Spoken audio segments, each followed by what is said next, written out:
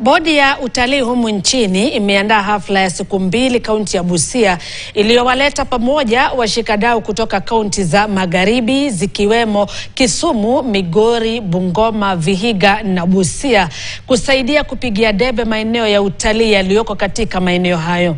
Mkurugenzi wa utalii Busia Inviolata Ndubi amesema sekta ya utalii haijashughulikiwa ipasavyo licha ya eneo la magharibi kuwa na vivutio vingi vya kitalii.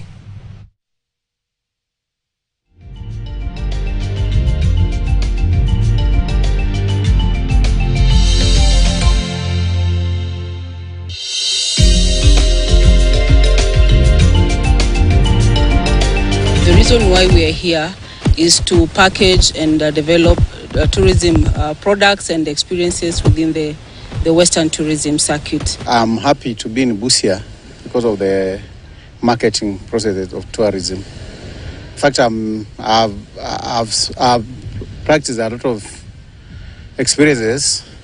Now that Bungoma we don't have the sea, we don't have waters, at least I've seen activities and the potentials that can be done within Busia County. I had a nice opportunity to experience the lake and do a lake excursion through the water bus experience, and it has been very enlightening.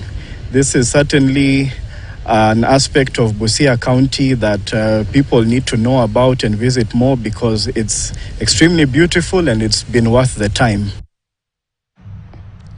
Gavana wa Busia Paul Otuoma amerai vijana wanaofuzu kutoka vyuo vya kiufundi kukumbatia